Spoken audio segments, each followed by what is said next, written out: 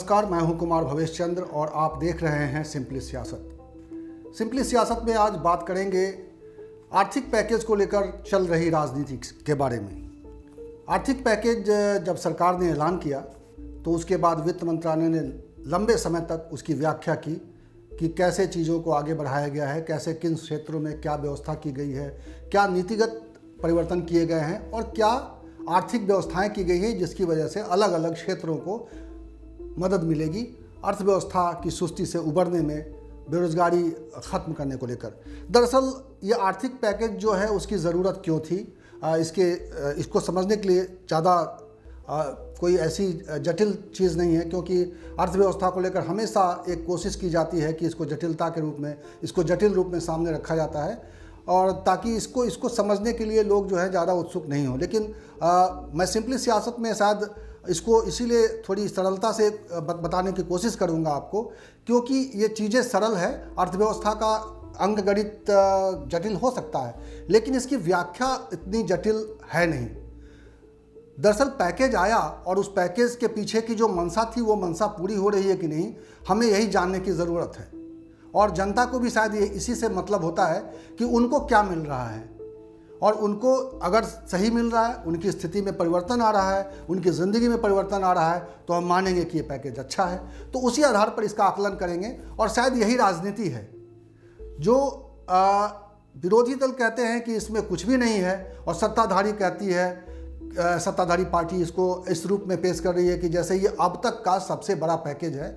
और अब सबसे बड़ा पैकेज आकार में हो सकता है, लेकिन क्या ये पैकेज सचमुच इतना बड़ा है, इतना बड़ा धन इसमें इन्वॉल्व है जितना कहा गया है? ये पैकेज प्रधानमंत्री ने जब अनाउंस किया तो कहा गया था कि ये 20 लाख करोड़ का पैकेज होगा। 20 लाख करोड़ एक बड़ी राशि है, क्योंकि आमतौर पर भारत के बजट का आकार जो है इससे 1.5 गुना से थोड़ा ही उसी के आसपास का है। तो जब हम उससे 1.5 गुना की राशि से तुलना करते हैं तो ये दिखाई देता है कि ये बड़ी राशि है, यानी इतनी बड़ी राशि अर्थव्यवस्था में लाई गई है और इसको इसी रूप में पेंट किया गया। यही सियासत है। दरअसल यहीं से सत्ताधारी पार्टी की सियासत है कि इसके आकार को इतना बड़ा बनाकर बताया गया ताकि लगे कि सरकार की ये कोशिश कितनी बड़ी है और विरोधी दल इसको कह रहे हैं कि ये कोशिश कितनी छोटी है। तो अब हम इस सत्ताधारी पार्टी के जो दावे हैं और जो उनका विपक्षी दलों का जो आरोप है उससे इतर हम इस पर बात करते हैं कि इससे किसको क्या मिला। लेकिन उससे पहले मैं आपको बता दूं कि इसका मकसद क्या था, इस पैकेज का मकसद क्या था। तो पैकेज के जो है मूल रूप से 3 मकसद थे, क्योंकि कोरोना के संक्रमण के शुरुआत से पहले भी हमारी अर्थव्यवस्था में थोड़ी सुस्ती थी। उस सुस्ती को दूर करने की ज़रूरत थी, क्योंकि कोरोना के बाद लॉकडाउन हुआ और लॉकडाउन के बाद हमारा कारोबार ठप हो गया, हमारे सारे बिजनेसेस ठप हो गए, लोगों की ज़िंदगी ठप हो गई, छोटे से लेकर बड़े उद्योग जो हैं बिल्कुल एकदम से स्टैंड स्टिल पे आ गए। तो निश्चित रूप से उसका असर हमारी अर्थव्यवस्था पर हुआ। उस अर्थव्यवस्था की सुस्ती से भी उबरने की कोशिश करनी थी हमको। दूसरा, जो बेरोजगारी की समस्या पहले से ही थी, पहले से ही आंकड़े आ रहे थे कि हम 40 साल और 45 साल पुराने बेरोजगारी के स्तर पर पहुंच गए हैं, बेरोजगारी का लेवल इतना बड़ा हो गया है, उससे उबरने की ज़रूरत थी, इसलिए भी उस पैकेज की ज़रूरत थी, उस पैकेज का इंतज़ार था। तीसरा, जो अर्थव्यवस्था में एक बहुत बड़ा सवाल होता है कि मांग और आपूर्ति का बैलेंस रखना। क्या जितने उत्पादन हो रहे हैं उसकी मांग बाज़ार में है, यानी लोग उत्पादनों को खरीदने के कोई इच्छुक हैं? तो ये इस आधार पर अर्थव्यवस्था का आकलन किया जाता है कि अगर मांग अच्छी है, अगर बाज़ार में उत्पाद हैं और उसकी मांग बनी हुई है तो हम ये समझते हैं कि अर्थव्यवस्था अच्छी चल रही है। तो इस आधार पर अर्थव्यवस्था का आकलन किया जाता है। और अर्थव्यवस्था का आकलन आपने देखा कि किस तरीके से लगभग अब 2 महीने होने जा रहे हैं जब बाज़ार बंद है, यानी कि मांग जो है पहले से जो उत्पाद है वही है और हमारी मांग कम हो गई है। जब लॉकडाउन का ऐलान किया गया तब ज़रूर अफरा तफरी मची थी बाज़ार में और सब लोग भागे थे, लेकिन जैसे जैसे लोगों को ये लगने लगा कि उनकी आमदनी पे इसका असर होगा, लोगों ने हाथ सिकोड़ लिए, यानी पहले से जो डिमांड थी उस डिमांड में भी कमी आ गई। तो ये इस जो पैकेज का मकसद था कि एक बार फिर लोगों के हाथ में पैसे आएँ और तब इस मांग को थोड़ा और ग्रोथ दिया जाए, उसको ग्रोथ दिया जाए, उसको बढ़ावा दिया जाए। और इस लिहाज से इसी मकसद से इस पैकेज का इंतज़ार था। और क्या ये पैकेज उस दिशा में कोई बदलाव करता हुआ दिख रहा है, इसका आकलन होना चाहिए। तो सबसे पहले मैं बात करता हूं जो आजकल बहुत ही चर्चा में है, आप देख रहे होंगे रोज़ आपने टेलीविज़न स्क्रीन पे रोज़ यही तस्वीर आ रही है कि कितने कठिनाई से, कितनी दिक्कतों से लड़ते हुए हमारे प्रवासी अपने अपने घरों की ओर जा रहे हैं। उसके लिए किस तरह के साधनों का इस्तेमाल कर रहे हैं, पैदल चले जा रहे हैं और तरह तरह के वाहन और तरह तरह की दिक्कतों के साथ वो घर पहुंचने की कोशिश कर रहे हैं। उनके सामने रास्ते में जो है बहुत सारी बाधाएं आ रही है, उसमें खाने पीने से लेकर पुलिस की और प्रशासन की तमाम तरह की जो उसके टॉर्चर हैं वो सब झेलना पड़ रहा है उनको। तो ये सारी दिक्कतें हैं। तो ये प्रवासी जो हैं, प्रवासी का मतलब जो अपनी जगह से, अपनी जन्म स्थान से निकलकर दूसरे शहरों में अच्छी ज़िंदगी के लिए, अच्छी कमाई के लिए गए हैं, उसमें बहुत सारे लोग हैं, पढ़े लिखे लोग भी हैं और मजदूर किस्म के लोग भी हैं और सभी प्रवासी हैं।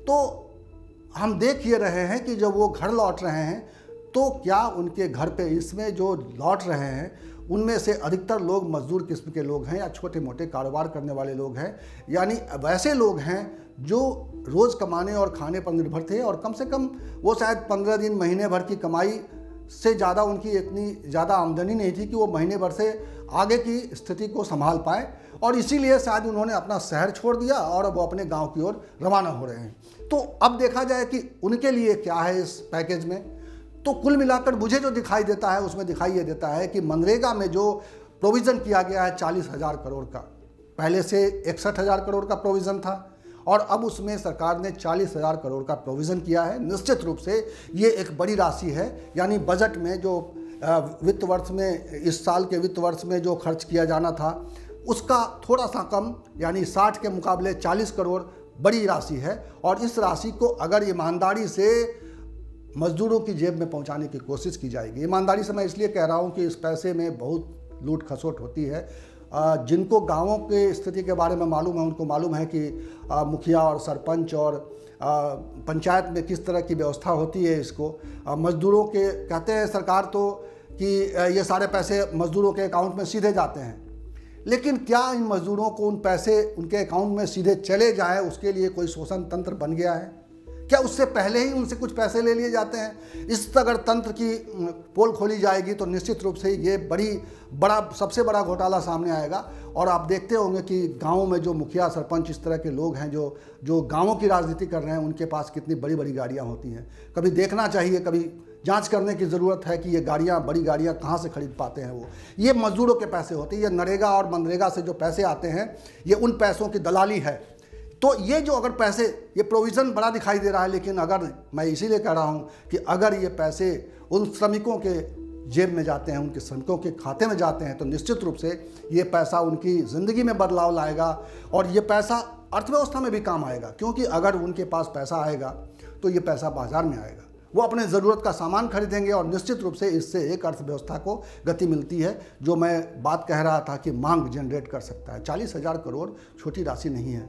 अगर 60,000 वो और 40,000 ये, कुल 1 लाख, ये अमाउंट जो है 1 लाख करोड़ अगर अमाउंट जो श्रमिकों का पैसा है यही सर्कुलेट करने लगेगा तो गांव के स्तर पर इकोनॉमी थोड़ी सी चलती हुई दिखाई देगी, पैसे हाथ बदलते हुए दिखाई देंगे। लेकिन मुझे शक है कि इसमें ईमानदारी से ये काम होगा और इसीलिए इसको लेकर एक शंका अगर है तो वो उस पर काम होना चाहिए। दूसरा, जो एग्रीकल्चर सेक्टर में किसानों के लिए जो प्रोविज़न सरकार ने पिछले साल जब चुनाव हुए थे और चुनाव के पहले एक प्रोविज़न किया गया था कि सभी किसानों के खाते में 6-6 हज़ार रुपये साल में जाएंगे, वो उस अमाउंट को क्लियर किया है सरकार ने और वो अमाउंट किसानों के खाते में पहुंच रहे हैं। उसमें बड़े किसान भी हैं जिनके लिए 6,000 की राशि बड़ी नहीं है और वैसे किसान भी है जिनके लिए 6,000 की राशि संतोषजनक राशि है। तो वो पैसे ही जा रहे हैं और निश्चित रूप से वो अर्थव्यवस्था में योगदान उनका रहेगा अगर वो सही ढंग से पहुंचा तो, उसमें अगर दलाली नहीं हुई, उसमें अगर कमीशन खोरी नहीं हुई। क्योंकि हम कहते हैं कि ये पैसे सीधे सीधे खाते में जा रहे हैं, लेकिन मैं एक बार फिर कहूँगा कि ये खाते में जा रहे हैं, लेकिन किस तरीके से जा रहे हैं, किस तरीके से जा रहे हैं और कौन इसके पीछे साजिश कर रहा है कि उनके खाते में पूरा पैसा जाए तो सही, लेकिन उससे कुछ आमदनी हमारी जेबों में भी आए। तो ये जो नेक्सस है, इस नेक्सस को तलाशने की ज़रूरत है। दूसरी बात जो बड़ा करके बताया गया वो है कि एमएसएमई सेक्टर को एक बड़ी राहत की दी गई, ऐसा कहा गया पैकेज में। और इतने हज़ार करोड़ का प्रोविज़न किया गया जिसमें कहा गया कि बैंक जो है लघु, सूक्ष्म और मध्यम श्रेणी के उद्योग MSME को लोन देंगे, कर्ज देंगे। इस कर्ज में कई तरह की रियायतें हैं।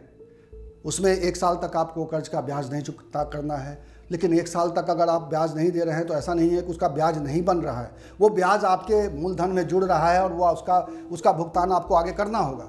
तो ऐसी परिस्थिति बन रही है और 4 साल के बाद आपसे पूछा जाएगा कि हाँ उस पैसे को कैसे आप रिटर्न करेंगे और वो कैसे वो पैसा जमा मतलब ये दान खाते का नहीं है, निश्चित रूप से वो कर्ज है छोटे उद्योगों के लिए, और छोटे उद्योगों को कर्ज की ज़रूरत है। लेकिन सवाल यह है कि जब मांग जनरेट नहीं हो पाएगी, जब उद्योगों को, छोटे उद्योगों को, मझोले उद्योगों को और लघु उद्योगों को और ग्रामीण उद्योगों को अगर लगेगा कि वो इन पैसे से जो उत्पादन बनाएंगे उनके बारे में उनको मांग जनरेट करने को लेकर बहुत अगर संतोषजनक स्थिति नहीं है, तो निश्चित रूप से वो लोन लेने से कतराते हैं। और यही स्थिति है फिलहाल इस वक्त। बैंकों की शिकायत ये है कि वो लोन अप्रूव हो जाने के बाद भी वो नहीं ले रहे हैं।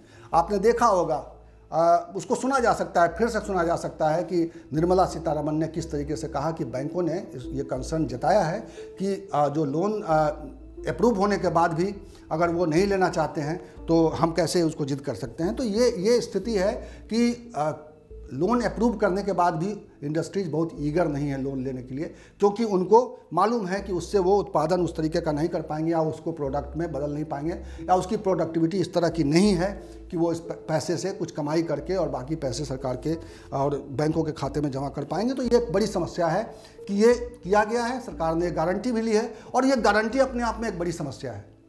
बड़ी समस्या मैं इसलिए कह रहा हूं क्योंकि अगर बैंकों की ये गारंटी सरकार ले रही है, यानी कि अगर ये बैंकों से ये पैसे मंजूर हो गए उद्योगों को और उद्योग देने में इसको नाकाम रहा, तो ये पैसे की भरपाई सरकार करेगी, यानी NPA हो जाएगा। यही जो है नॉन परफॉर्मिंग एसेट के रूप में तब्दील हो जाता है, जिससे बैंकों की खस्ताहाली बनती है। और आपने देखा होगा कि हाल के दिनों में किस तरीके से बैंकों की खस्ताहाली बढ़ी है।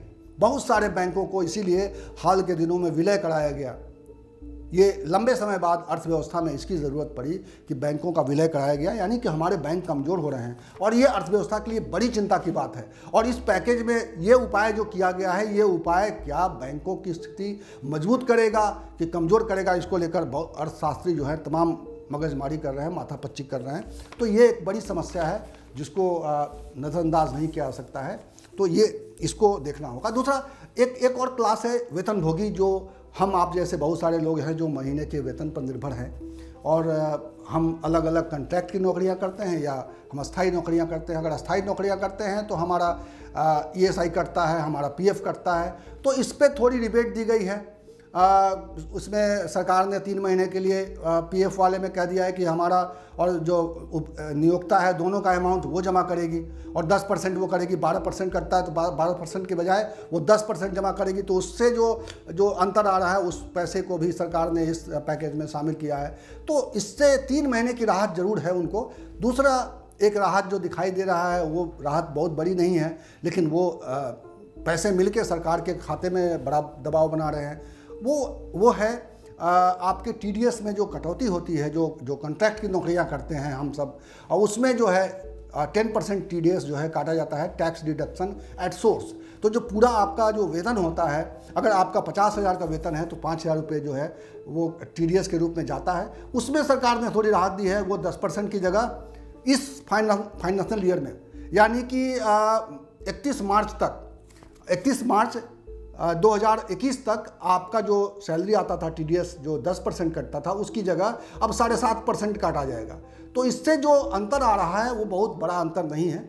अब इसकी खुशी कितनी हो सकती है एक सैलरीड को, 50,000 वाले को इसमें अगर देखा जाए तो 1250 के आसपास का उसका राहत है, और उससे अगर कम है तो उसी हिसाब से उसकी वो राहत कम हो जाएगी, या उससे ज़्यादा है तो उसकी राहत उससे थोड़ी ज़्यादा हो जाएगी। लेकिन यही है, कुल मिला के इतनी ही राहत है बस सैलरीड वालों को। हाँ, एक राहत जो बैंकों के जरिए दी गई है वो तात्कालिक, वो भी फौरी है, लेकिन उसका दूरगामी प्रभाव नहीं है। दूरगामी उसका बुरा प्रभाव है। वो है कि सरकार ने जब जैसे ही लॉकडाउन हुआ इसके बाद अनाउंस किया और रिजर्व बैंक को जो कहा गया कि आप 3 महीने की ईएमआई की छूट दें, तो वो 3 महीने की जो ईएमआई की छूट मिली है हमको, आपको सभी को, जो मकानों की किस्त चल रही थी, जो आपकी गाड़ियों के किस्त जा रहे थे, उसको 3 महीने तक आपको नहीं देना है। उससे आपका बैंकिंग जो आपका स्टेटस है वो ख़राब नहीं होगा। बैंक आपको 3 महीने के लिए मना कर रहा है कि आप नहीं भी देंगे तो चलेगा, देंगे तो वो मना नहीं करेंगे, पर नहीं देंगे तो चलेगा। लेकिन ये इन 3 महीनों में जो ब्याज की राशि है वो आपकी मूल राशि में जुड़ जा रही है और जिसका आपको भुगतान आगे करना पड़ेगा। तो ये भी समझ लीजिए कि ये जो छूट है वो 3 महीने के लिए थी। हालांकि एक बार फिर बात हो रही है, क्योंकि लॉकडाउन लगातार चौथे फेज में आ गया है और आगे की अभी कोई स्थिति क्लियर नहीं है, तो एक बार फिर बात हो रही है कि रिजर्व बैंक को रिक्वेस्ट किया जाए और शायद ऐसी चर्चा चल रही है कि आगे के 3 महीने और ईएमआई में आपको छूट मिल सकती है। तो ये एक और छूट आपको दिखाई दे रही है, लेकिन ये कितनी बड़ी छूट है, इससे कितनी आपको राहत होगी, ये देखने वाली बात है। प्राइवेट सेक्टर में अगर देखा जाए तो नौकरी पेशा लोगों को बहुत ही बड़े संघर्ष का सामना करना पड़ रहा है और अधिकतर कंपनियों ने अप्रैल में जो सैलरी आनी थी, जो मई में आनी थी, उस सैलरी को लेकर बहुत सारे लोगों ने कटौती की है, बहुत सारे लोगों ने दी ही नहीं है, बहुत सारे लोगों ने बहुत तरह के प्रपंच किए हैं उसमें। और उसमें भी सरकार शुरुआत में हाथ जोड़ रही थी कि आप सैलरी ना काटें, आप वेतन ना काटें, लेकिन कंपनियां मानी नहीं, कंपनियों ने काटा है। सरकार ने शुरू में कानून का भय दिखाया, लेकिन बाद में उसमें बदलाव कर दिया गया। यानी कंपनियां के अब हाथ में है कि वो आपकी सैलरी कम कर दे, काटे, नहीं दे। इसको लेकर ऐसी स्थिति बना दी गई है कि कंपनियां अपर हैंड पे हैं और जो एम्प्लॉय है वो भगवान भरोसे है, सरकार भरोसे तो हम कह नहीं सकते हैं। तो ये स्थिति है, ये पूरा जो है व्यवस्था की गई है। तो अर्थव्यवस्था की अगर देखा जाए तो इस रूप में अर्थव्यवस्था की परेशानियों को ख़त्म करने के लिए इतना बड़ा पैकेज का ऐलान हुआ, इतनी बड़ी राशि का ऐलान हुआ जो 20 लाख करोड़ कहा गया, और असल में ये राशि 20 लाख करोड़ से भी ज़्यादा है। 20,97,503 करोड़ का ये पैकेज है सरकार का। और मैं मानता हूँ कि इसमें वित्त मंत्रालय ने बहुत मेहनत की है और बहुत मशक्क़त की है, क्योंकि उसको एक बार फिर से बजट की तरह इस पर काम करना पड़ा है और लगातार वित्त मंत्री आके उसकी व्याख्या करती रही और इसकी व्याख्या करने में उनको 5 दिन का समय लगा। तो निश्चित रूप से वित्त मंत्रालय ने काम किया, हिसाब किताब को फिर से जुटाया है, फिर से बनाया है, बहुत सारे क्षेत्रों में बहुत सारे नीतिगत परिवर्तन किए हैं, बहुत सारे आर्थिक और फाइनेंशियल प्रावधान किए गए हैं। लेकिन इन प्रावधानों का हमारी आपकी ज़िंदगी पे कोई बहुत ज़्यादा असर दिखाई नहीं दे रहा है। इस आधार पर अगर हम इस पैकेज का आकलन करें तो जो विरोधी दल कह रहे हैं कि ये शून्य है, हालांकि वो शून्य नहीं है, इसका परसेंटेज कुछ तो होगा, लेकिन यही है राजनीति, पैकेज की राजनीति और पूरे लॉकडाउन के पीरियड में आपकी अर्थव्यवस्था का हाल।